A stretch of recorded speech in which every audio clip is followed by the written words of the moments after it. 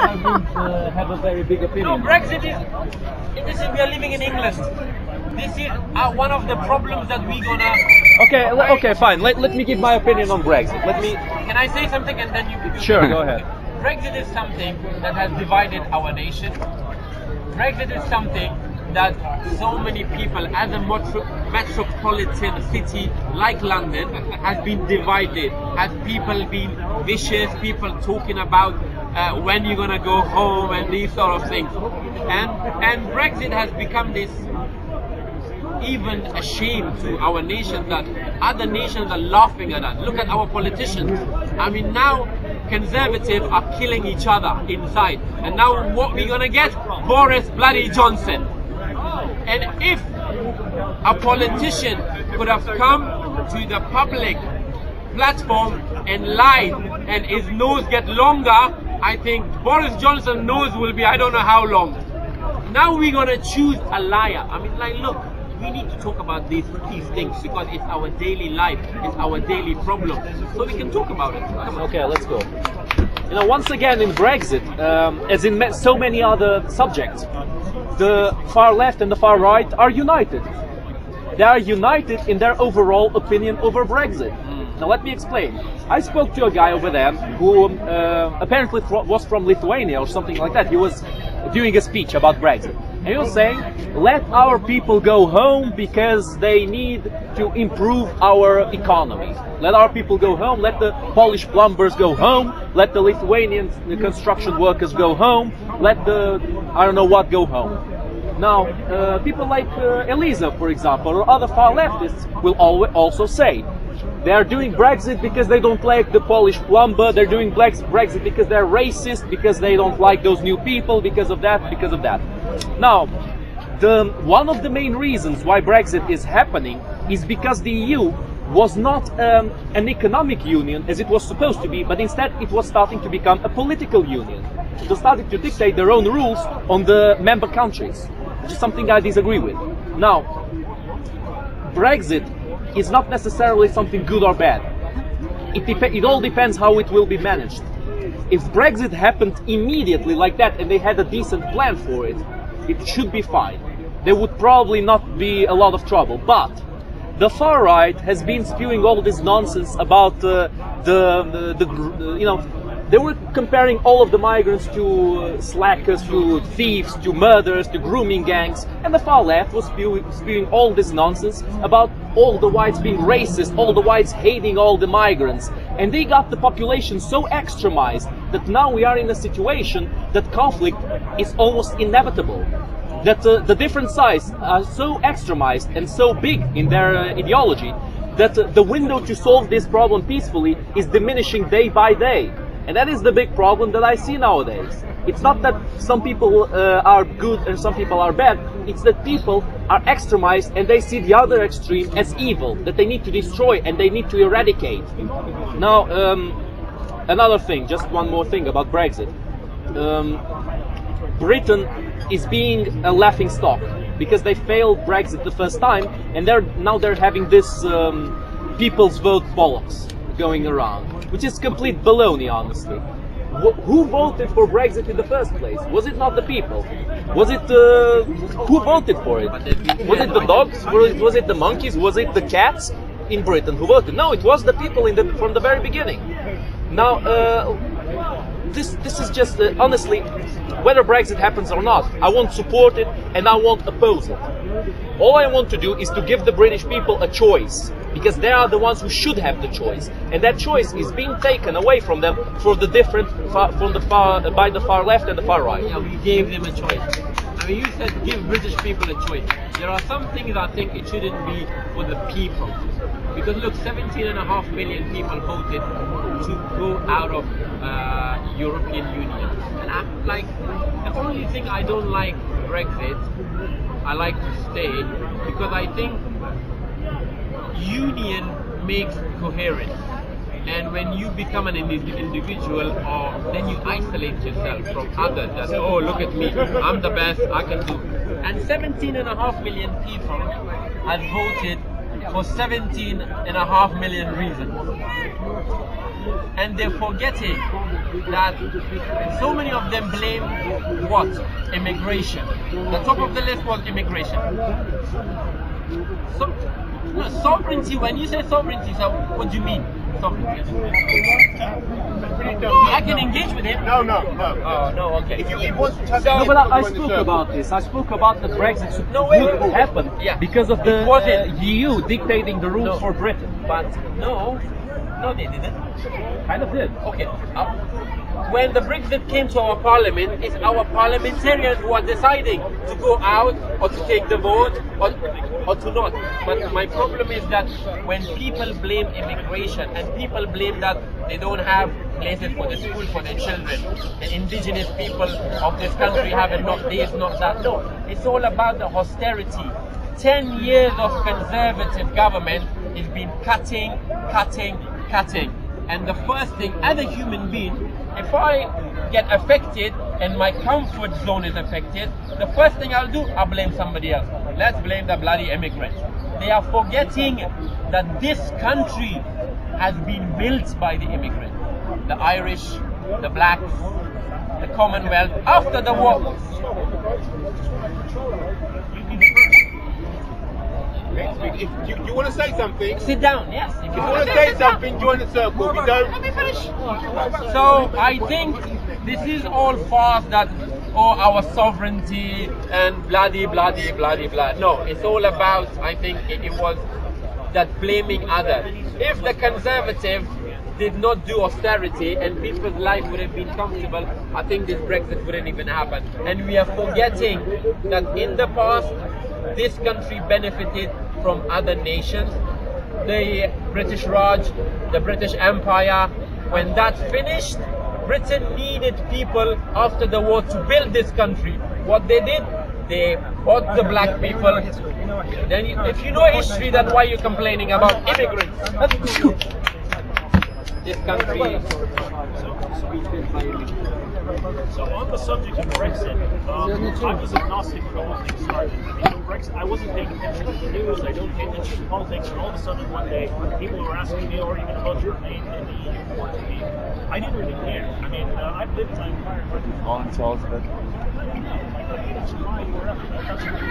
Just get in there, bro. I was Cheers. asked by my parents, who have significant investments in this country, to actually look into this, to actually study what are the pros and cons of Brexit.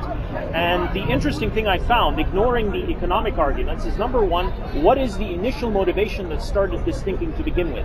Was there any kind of economic pressure or some aspect that was forcing, hey, we need to think about life outside the EU? There wasn't one. It was mostly infighting within particular parties in the government. The second aspect is, okay, was there any sort of rigorous process that thought, hey, maybe it's a good idea to leave the EU? Was there any sort of intense study? How are we going to promote the policy? Who supports it? Who's against? How would we de-risk it? None of that happened. Then, of course, they decided, instead of studying it, let's put it out to a referendum.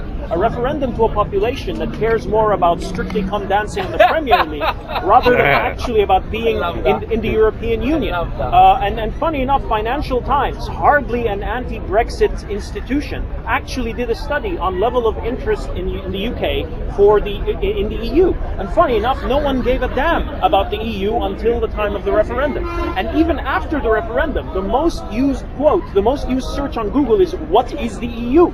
So a lot of the people who voted, say what you will, were voting largely out of ignorance. That's true. That's true in any general election. So can you I ask anybody, why are you I'll voting? give you the ball after to finish. I'll give you the ball after so you can have your say. So I'm not gonna monologue this. The second aspect is, okay, so we agreed to Brexit. What is our vision for after Brexit? I mean, Brexit is not a thing. It's a means to an end. It's a vehicle to achieve certain economic liberties, sovereignty, whatever. What is the vision for what happens after Brexit? Find me one party that is giving you a consistent vision for what that is like and how we're going to get there. Good point. What is the thing? There isn't one. Everyone has their own ideas and their own concept of what the world would look like after Brexit. And so far, no one has unified those people. So why did 17 million win? As you put it, Mo, 17 million people voted for 17 million completely different things. Thank you. Well. Good point. Well, no kidding. There So- were many different reasons for the vote, and that's why people are so divided in their reasons now, and that's why Brexit didn't actually happen. when it shouldn't was be supposed- in referendum when it then. was supposed to happen during the first referendum, because people are very divided in it, and there isn't a concrete solution to Brexit. You're right in that. Now, I didn't mention the. I didn't actually. I didn't actually. Oh, I didn't actually speak about the economic points of Brexit because I don't think it has a lot to do with. You're not gonna like me. Oh, you're right. You're right. Captain Islam. I don't think it has Captain, a lot to no, do with it. Captain As I said Afghanistan. before, the EU should be an economic union, not a political union, not a reformist union. They shouldn't dictate their rules of conduct to the rest of the countries, and that's exactly what they are doing now to the countries of the EU. Like to Hungary, for example, they want to implement certain restrictions to Hungary because of the rules Hungary wants to implement on their own people. Now, my point is, I don't think Brexit overall happened because of that. As you said, there's many reasons for why it happened, but that's the reason why I'm not against Brexit. Because I actually see some reasonable reasons for it to happen. But at the same time, I don't actually really want Brexit to happen. Because of what you said, the big divisions in opinions. There isn't one union in opinion in Brexit. If there was one, fine, just do it. But there isn't. There will be internal strife, even if Brexit happens. Like, there will be maybe hundreds of different versions fighting for power, fighting for their right Brexit. And of course, it's not good for me as a migrant myself. I mean, I want Brexit, because there's a big possibility that migrants will be the people who will suffer the most with Brexit. How will you suffer? If it's how Telling will I us go home. Well, for example, if Brexit happens in a bad way, and by that I mean if the people get extremized enough until Brexit, they will start unleashing their anger for the problems in London and in the rest They of have the UK already, they on have. the migrants. They have already. They haven't yet. They haven't yet in Are you mass. talking about aggression, like mass aggression on the streets? Yes, I'm talking about massive backlash. When did that happen last? Sorry? When did that happen last? No, I'm saying it didn't happen yet. But never it will. happened. No, Last yes. week, somebody Round told up me now, round go up. home. No, but wait, I'm being. Last week, somebody told me go home. Well, there's idiots around. What can I say? No, after Brexit, sir. Order, A lot please. of- a lot of Order. it. Sorry, Mr. Make your Speaker. point and the next speaker. Okay. And your At this point is. my point is, at this point, I don't think there will be a concrete Brexit. They might just call it Brexit and make zero changes, so the people are fine with it. Now, my point is, the main point here is, how will we eventually handle it? Will it result in violence, or will it result in the assimilation of the people who have self-alienated themselves with their own completely incompatible cultures and ideologies here in London? Because I did see those people, I did come across them.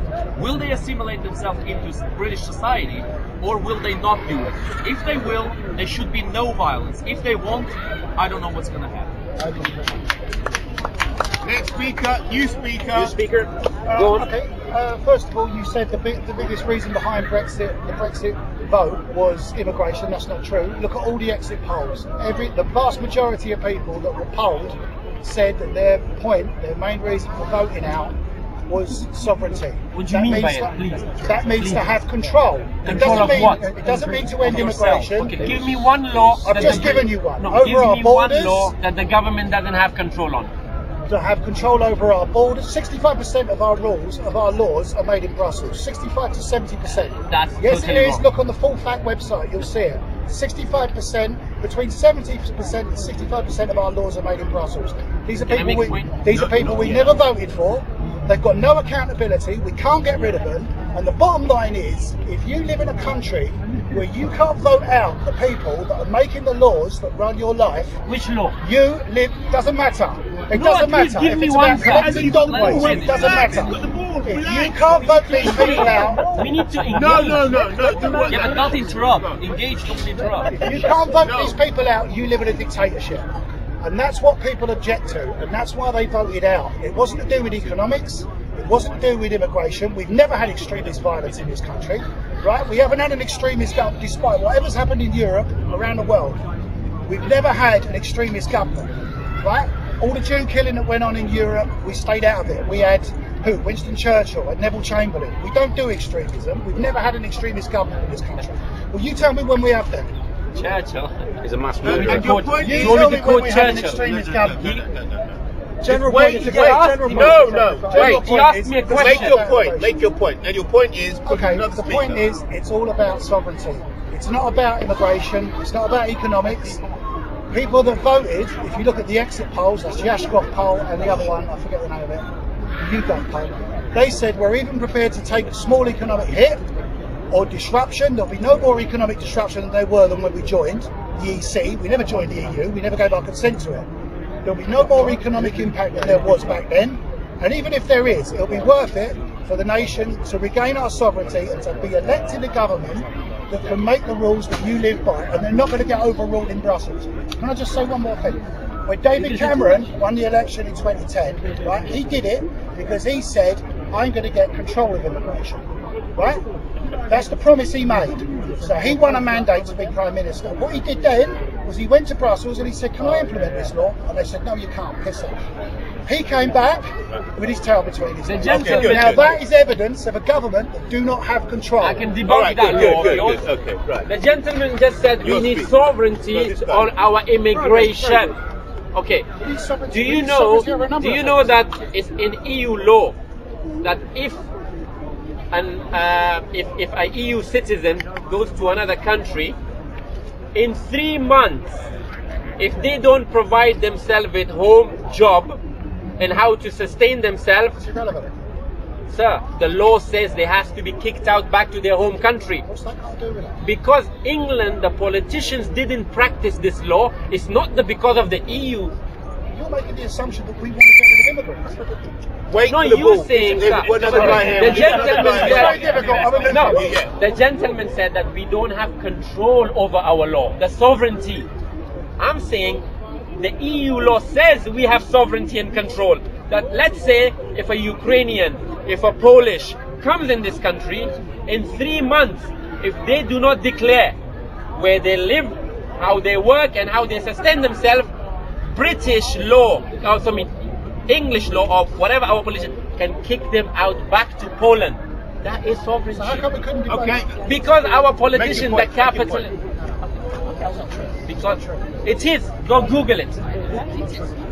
It is true. Sovereignty over immigration. Next speaker. It is true. It's the capitalist stuff that they don't want to. You speaker.